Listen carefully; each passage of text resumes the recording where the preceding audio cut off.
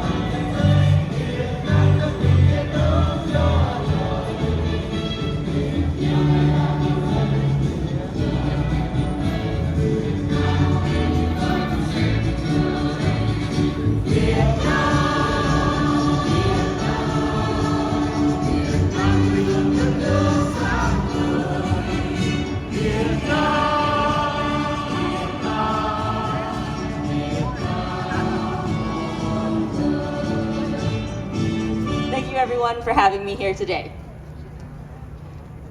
75 years since the Declaration of Human Rights was signed. I have been alive for 1/3 of that.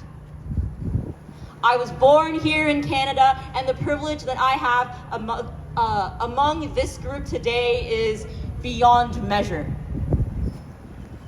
And I'm often asked, why do I care? Why do I stand here and speak up when I wasn't born there, when I wasn't there to personally experience it, when my immediate family wasn't persecuted in the past decade?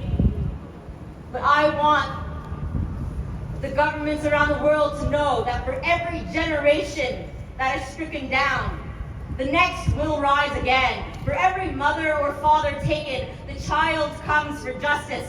For the livelihoods lost, affected souls call for an end to oppression, an end to communist control in East and Southeast Asia. How quickly would they silence this kind of speech? How violently would they disband this kind of gathering? And how long will our families overseas have to worry about every cop they pass, every word they post, every belief and act of faith that they do? In Vietnam, be it Buddhist or Christian, they target religious leaders because they have the power to inspire. Religious leaders inspire populations to distinguish right from wrong, inspire people to stand together, and that threatens them. The Vietnamese government targets independent journalists just as the CCP targets independent journalists and academics because they spread truth. Agents of truth threaten power. If all the agents of truth disappeared, the regime would have full control of the narrative. But they will not disappear. We will not disappear. The truth does not disappear. The more they take, the more they imprison and beat, and the more grief that they cause, the more anger that they fuel. And that anger turns to energy, turns to action. Every abuse of power committed is an invitation for dissent, and that is what we are here to do. We are here to support our brothers and sisters in Vietnam, in China, in Tibet, in Hong Kong. I have attended rallies and protests for a free Vietnam all of my life, and it took me a long time to understand the full breadth of what I was being taught. These protests were happening long before me, and I do not expect them to stop until the regime is dismantled. Because we are all from proud peoples. We are strong, we are resourceful, we will not give in. We resist with our words, with our voices. And there is power, for me, there is power in life and in levity. so please forgive me for wrapping this up with a joke. A climate activist, a social media user, and a monk all walk into a bar. They say ouch and are forced back from the jail cell door.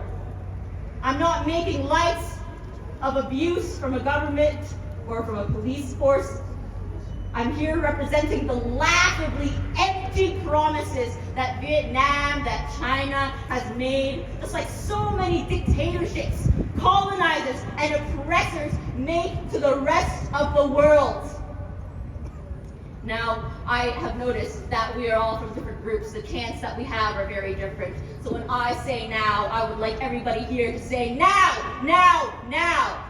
Free Vietnam now! Now! Now! Now! Free Uyghurs now! Now! Now! Now! Free Tibet now!